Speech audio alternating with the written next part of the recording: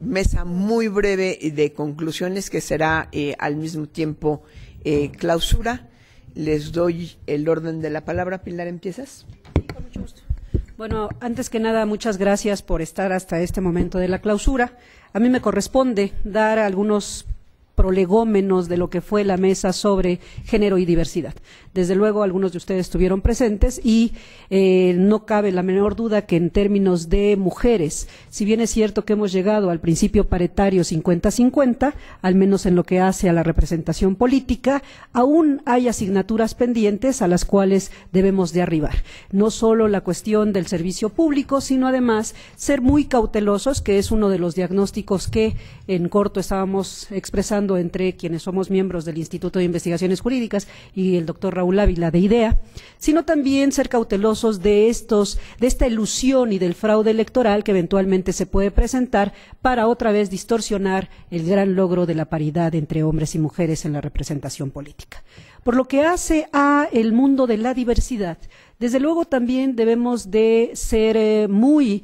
meticulosos en cómo visualizamos la diversidad. No solo hay diversidad en términos de minorías, sino también de vulnerabilidad y, consecuentemente, uno de los grupos que, como ayer también se expresaba, en términos de democracia inclusiva, no sufren de una discriminación electoral ex juris, sino que es una situación de carácter propiamente factual, de facto, que es tratándose de dos de los grupos que en términos numéricos tendría yo que referir, son 500 transexuales y 500 transgéneros que al menos en la Ciudad de México han iniciado su proceso de rectificación de acta de nacimiento, pero desde luego también puede ser que se torne imposible la emisión del sufragio como sufragio efectivo el día 7 de junio. Consecuentemente, uno de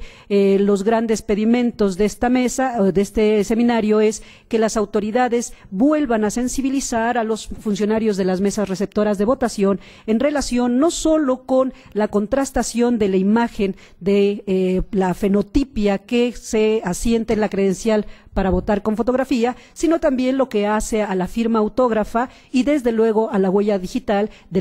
del grupo trans. Por lo que hace a los miembros de este grupo de discapacidad cognitiva y física, también no se soslaya el hecho de los grandes logros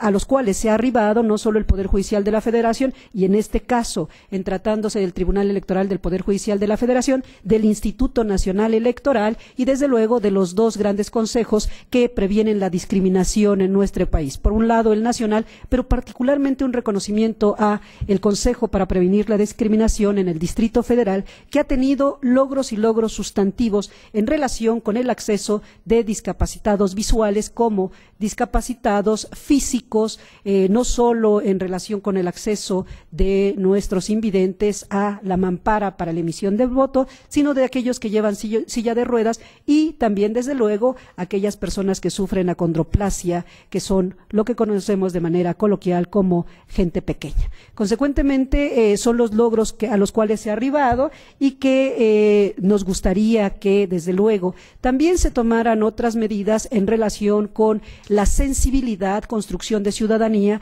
en relación con nuestros jóvenes. El día de ayer se hacía mención muy puntual en relación con esta expresión tan abstracta que es el desencanto de nuestros jóvenes, pero ese desencanto puede remontar a la participación eficaz, eficiente de nuestra juventud si verdaderamente nosotros les damos como una opción el que el votar es un compromiso ciudadano y es el que verdaderamente puede hacer factible que la democracia sea una realidad y una realidad en términos propiamente participativos. Desde luego, no dejaré de mencionar que para quienes integramos esta mesa, para nuestra coordinadora, la doctora Marván, como para el representante de IDEA, este ejercicio en términos de la mesa particular a la cual yo me estoy refiriendo es un primer diagnóstico que desde luego tiene que remontar hacia propuestas inéditas que aperturen, que abran otras vías en donde también la democracia inclusiva sea una realidad de nuestro Estado mexicano. Muchas gracias. Muchísimas gracias, Pilar. Hugo, si quieres. De conclusiones generales. Okay. Bueno, voy a hacer ahí una mezcla justamente. A ver, yo creo que no tengo la capacidad de retención de información como la tiene la doctora Hernández, entonces no podría ni siquiera intentar hacer algo como lo que acaba de hacer, de platicar todos los enormes datos aportados a la mesa. Voy a decir una cosa que normalmente a veces les explico a mis alumnos cuando están muy confundidos de por qué tienen que utilizar alguna cosa de metodología nueva o por qué tienen que usar ciertas metodologías. La verdad es que las metodologías lo que permiten es responder ciertas preguntas, y el cambio de metodologías pues te permite responder preguntas distintas a las que normalmente hacías con las metodologías que venías usando. En la mesa número 2 se utilizó por primera vez un tema, y yo creo que fue muy acertado, Raúl, que normalmente en México no se abordaba de esa manera, el meter el tema de seguridad electoral o de factores de riesgo, y creo que justamente ayudó como una nueva metodología a ver problemas existentes con otros ojos. Ahora, eso es la parte muy positiva. La parte que también es positiva, pero es fuerte, creo que las conclusiones a las que se llegan con los análisis de riesgo que hubo en la mesa, el doctor Eduardo, que está aquí sentado, perdón, el apellido Eduardo se me fue, Núñez, Eduardo Núñez, de Luis Carlos Ugalde, pues en realidad es que las conclusiones son muy fuertes, van más allá, mucho más allá, o yo diría, básicamente hay de dos tipos. Cierto análisis de riesgos que simplemente replantea a la mejor operaciones o ciertas funcionalidades del sistema electoral mexicano como existe, que simplemente llevaría como conclusión hay que llevar a cabo una nueva reforma electoral para variarlas. Pero hay otro tipo de riesgos que tienen que ver más con el problema de confianza y credibilidad que se está dando en el país, que sí está llegando también a lugares inéditos, me parece, que eso lleva al planteamiento de cuáles de los componentes básicos del sistema electoral ya no están funcionando. Y eso sí me parece a mí que nos lleva a un análisis muy interesante que seguramente habría que plantearlo con toda puntualidad y seriedad en los eventos que haremos meses después en torno a evaluación del sistema electoral. Porque ahí sí se plantea que el sistema electoral probablemente no requiere un ajustito, no requiere una reforma electoral, como va a haber muchas voces que van a surgir una vez pasada la elección, sino que lo que requiere es una refundación, ¿no? Gracias. Muchas gracias, María y colegas. En el caso de la mesa sobre financiamiento y fiscalización, en la que participaron María Marván, Francisco Guerrero, Erika Estrada y Juan Antonio Flores, de una asociación civil que está haciendo observación electoral, pues nos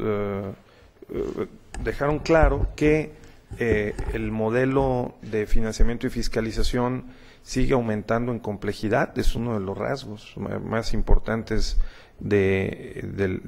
derecho electoral mexicano.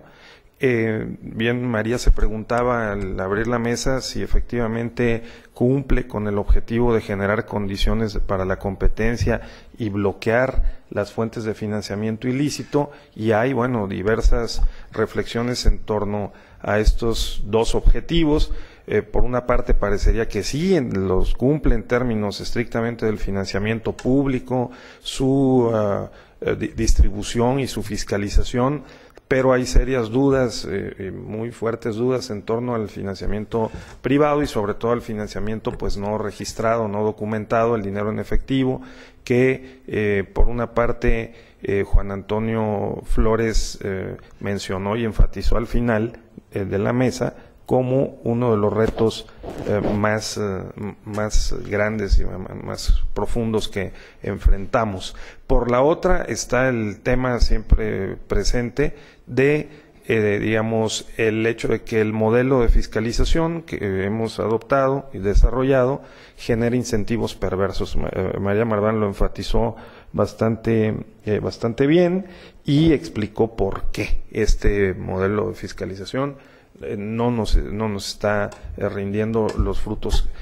que esperábamos. Lo mismo señaló Francisco Guerrero, quien además, como hemos escuchado también hoy en parte,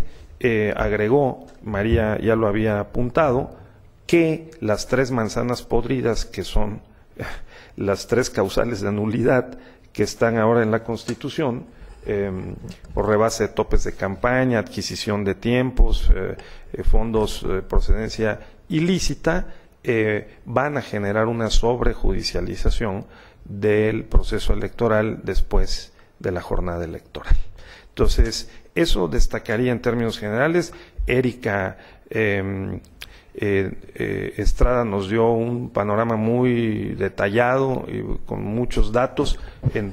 respecto a lo que está haciendo el INE, que no es poco, es muchísimo el aumento de las facultades,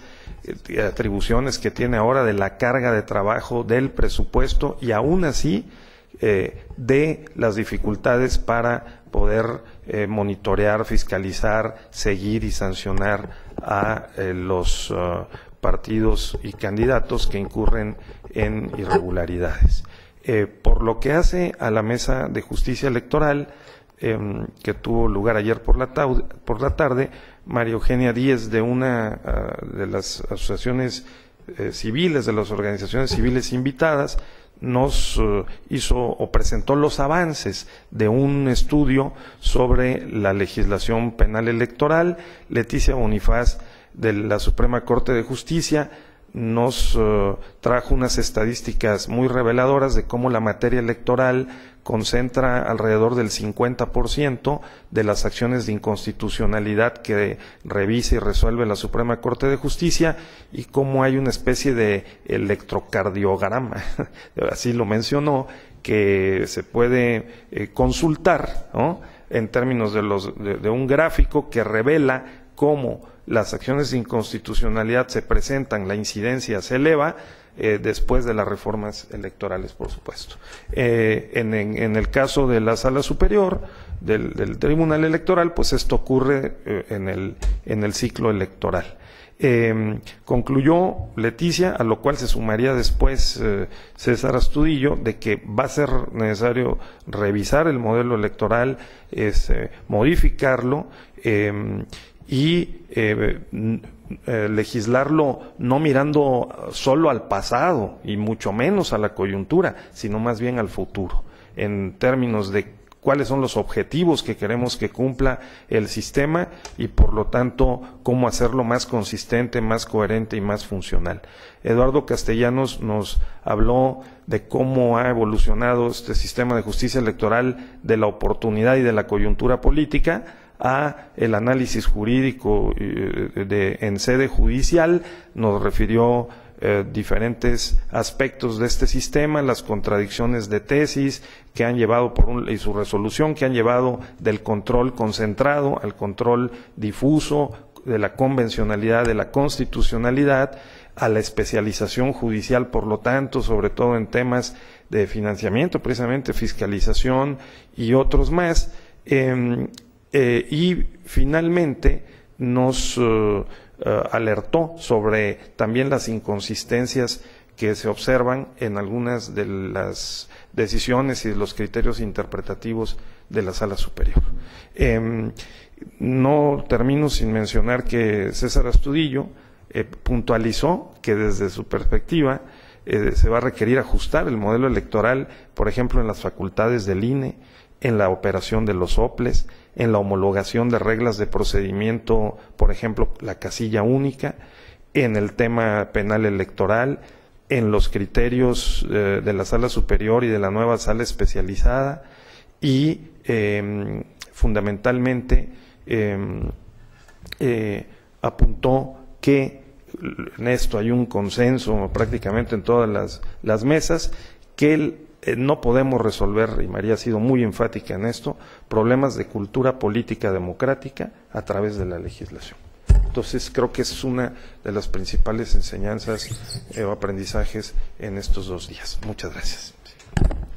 Muchísimas gracias, Raúl. Creo que tenemos realmente un seminario muy rico en contenidos, un diagnóstico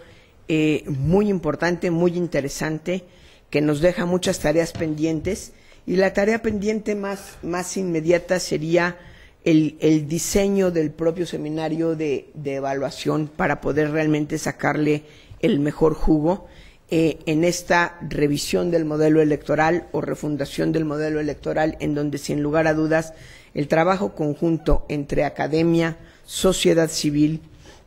y, desde luego, autoridades electorales puede ser sumamente fructífero. Habrá que ver la mejor manera de comunicarla a los partidos políticos, que finalmente son los únicos actores que en última instancia podrán decidir sobre esta revisión de la legislación electoral. Creo que sin haber más podríamos, siendo las 11:30 de la mañana, dar por clausurado este seminario con grandes resultados y tareas que nos quedamos para el futuro. Muchísimas gracias.